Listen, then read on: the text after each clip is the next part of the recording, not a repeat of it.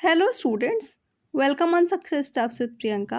Hopefully आप बेहतर होंगे और पॉजिटिव एनर्जी के साथ अपनी पढ़ाई कर रहे होंगे।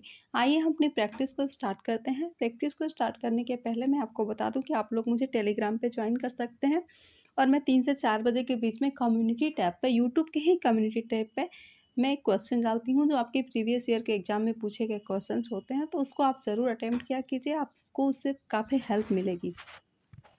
आइए हम अपनी प्रैक्टिस को स्टार्ट करते हैं। आपका जो भी डाउट होगा कमेंट बॉक्स में कर दीजिएगा, मैं उसका ज़रूर रिप्लाई दूंगी। फर्स्ट क्वेश्चन को हम आज का देखते हैं। आज मैंने प्रोटीन चैप्टर के सारे क्वेश्चंस को लिया हुआ है। फर्स्ट क्वेश्चन है हमारा, मानव शरीर में प्रोटीन के प्रकार निम्नलिखित हैं।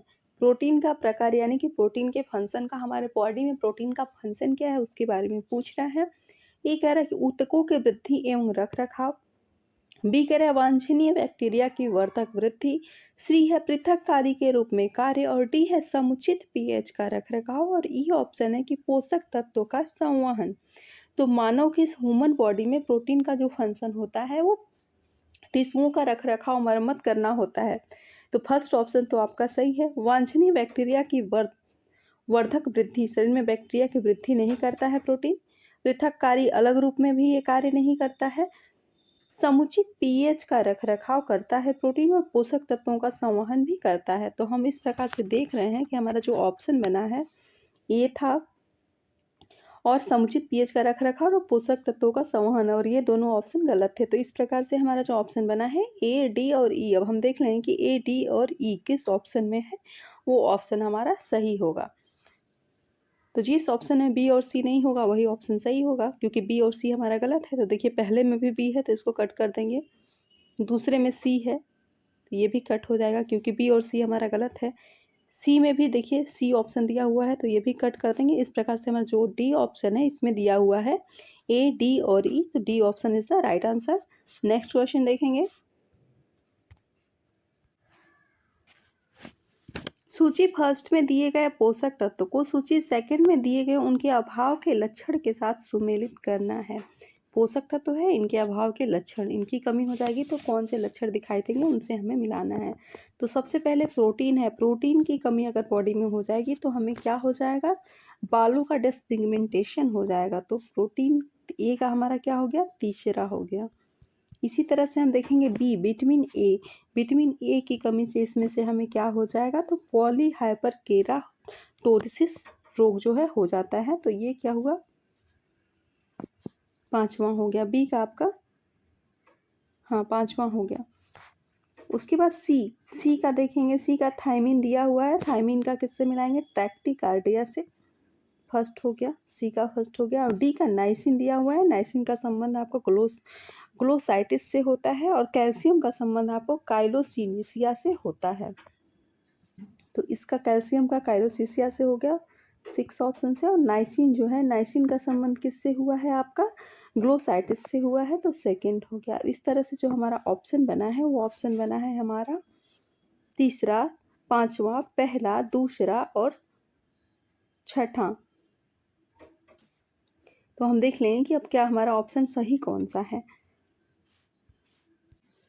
मैंने आपको बताया हुआ है कि जब भी हम इस तरह के बड़े क्वेश्चन को सॉल्व करेंगे तो हमेशा ऑप्शंस पे कट लगाते चलेंगे। तो आइए हम देखते हैं। हमने किसका, प्रोटीन का जो था उसको हमने बालों का डिसपिगमेंटेशन से मिलाया था, जो आपकी किस में दिया हुआ है, थर्ड में है। तो ए का था तीसरा हमारा, ए का जो है हमारा तीसरा था। विटामिन ए पॉलीहाइपर केराटोसिस से मिलाया था हमने। थायमिन का टैकीकार्डिया था। नाइसिन का ग्लोसाइटिस और कैल्शियम का काइलोसिसिया। इस तरह से हमने जो है प्रोटीन को बालों का डिसपिगमेंटेशन, विटामिन ए को फॉलिक्यूलर हाइपरकेराटोसिस, थायमिन को ट्रैकीकार्डिया, नाइसिन को ग्लोसाइटिस और कैल्शियम को काइलोसिसिया से मिलाया हुआ है। तो आइए हम ऑप्शंस को अब चेक करते हैं। हमने पहले का जो है ए को हमने किस में मिलाया हुआ है, तीसरे में। तो आइए हम देखते हैं कि ए का तीसरा किस में दिया हुआ है। तो ए ऑप्शन में देखिए ए का तीसरा है, लेकिन बी में चौथा, पांचवा दिया हुआ है ए का। तो देखिए बी ऑप्शन यहीं पे कट हो गया। सी में भी तीसरा दिया हुआ है तो इसमें हमें अभी चेक करना होगा, लेकिन डी में दूसरा दिया हुआ है तो ये ऑप्शन भी कट गया। अभी हमें ए और सी में ही दोनों में चेक करना है। उसके बाद हमने किसको मिलाया है, बी को किस में मिलाया हुआ है, बी का थायमिन को हमने पाँचवें में पॉलीफ्यूलर हाइपरकेराटोसिस से मिलाया है, क्योंकि विटामिन ए का कमी से पॉलीफ्यूलर हाइपरकेराटोसिस होता है। तो हम देख लेंगे कि बी का जो है पाँचवां किस में दिया हुआ है। तो देखिए ए में बी का छठा दे दिया है तो ये गलत हो गया। अब इस प्रकार से हमारा सी ऑप्शन सही हो गया, यही ऑप्शन ही बचा है तो यही ऑप्शन हमारा सही हुआ, क्योंकि जो ऑप्शन है उससे ही ये मैच हो रहा है। यहाँ पे देखिए हमें दो ऑप्शंस को चेक करने से ही मेरा पूरा राइट आंसर मिल गया था। तो एग्जाम में हम ऐसे ही करने की कोशिश करेंगे। नेक्स्ट आंसर देखिएगा,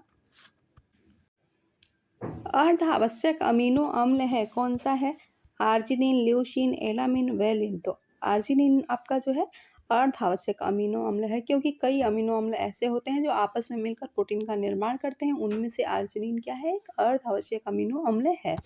नेक्स्ट क्वेश्चन देखिएगा, यूरिक अम्ल एक डॉट डॉट डॉट है, क्या है यूरिक अम्ल, वसा अम्ल, प्यूरिन, लिपिड, लाइपोसोम। तो यूरिक अम्ल आपका क्या होता है, प्यूरिन होता है। ये DSSB 2018 में पूछा गया क्वेश्चन है।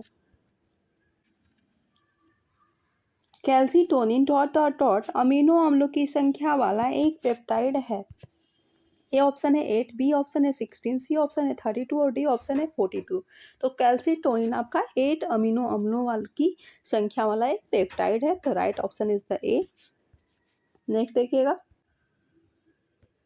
डोपामाइन निम्नलिखित में से किस अमीनो अम्ल द्वारा संश्लेषित की जाती है। डोपामाइन की बात हो रही है, क्या मिथ्योनिन द्वारा, हिस्टीन द्वारा, टायरोसिन द्वारा, ट्रिप्टोफेन द्वारा। तो डोपामाइन आपका मिथ्योनाइन द्वारा संश्लेषित होता है।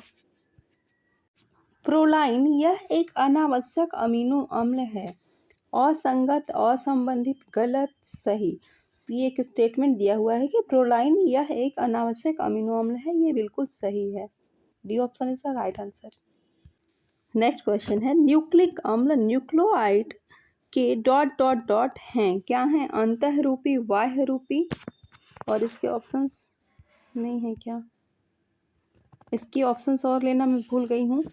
इसका थर्ड ऑप्शन होगा, कुछ भी होगा थर्ड ऑप्शन, इसका जो राइट ऑप्शन होगा वो होगा बहुलक, क्योंकि न्यूक्लिक अम्ल और न्यूक्लियोटाइड अम्ल के बहुलक हैं। तो राइट ऑप्शन हमारा जो भी होगा, सी ऑप्शन एक बना लीजिए, वहाँ पे आप कर लीजिए बहुलक, बहुलक होंगे। ऑप्शंस मेरे से छूट गए हैं, राइट ऑप्शन बहुलक। नेक्स्ट देखिएगा, स्टेटमेंट है, एक क्वासियोरिकर बालक के निचले अंगों में सूजन हो जाता है। क्या क्वासियोरिकर में बालक के निचले अंगों में सूजन हो जाता है, और इसका जो रीजन कह रहा है कि वृक्क सोडियम को बाहर निकालने में असमर्थ रहता है, अतः जल पुनः संकलित हो जाता है। तो ये जो स्टेटमेंट है कि एक क्वासियोरिकर बालक के निचले हिस्सों में सूजन आती है, तो ये बात कुछ हद तक गलत है, क्योंकि बालक के निचले हिस्सों में सूजन नहीं आती है, ऊपर में उसके हाथ, पैर, पेट में भी सूजन आ जाती है। बच्चे के पूरे बॉडी में पानी भर जाता है, जिससे बच्चा बहुत हेल्दी दिखता है, लगता है कि मोटा हो गया है, जो क्वासियोरिकर से पीड़ित बच्चा होता है। तो ये बात तो गलत हो गई, इसमें दिया है निचले हिस्से में केवल बात कर रहा है, तो पूरे बॉडी में आता है सूजन। और इसका जो रीजन कह रहा है कि वृक्क सोडियम को बाहर निकालने में असमर्थ रहता है, अतः जल पुनः संकलित हो जाता है। ये बात बिल्कुल सही है, वृक्क से जो है सोडियम जो है बाहर नहीं निकल पाता है, इसलिए वो जल पुनः संकलित होकर बॉडी में पूरा पानी भर जाता है और बच्चे को क्वासियोरिकर हो जाता है। तो हम देख लें कि ए गलत है और आर सही है। किसमें है, ए ऑप्शन कह रहा है कि ए असत्य है परंतु आर सत्य है, तो राइट ऑप्शन ए ही होगा, क्योंकि ए असत्य था और आर सत्य था। आज की मैंने इतने ही क्वेश्चंस लिए थे। आज की क्लास भी बहुत दिनों बाद हुई है, तो कल मैं आपको कुछ ज़्यादा क्वेश्चंस के साथ मिलूंगी। Okay bye, thank you.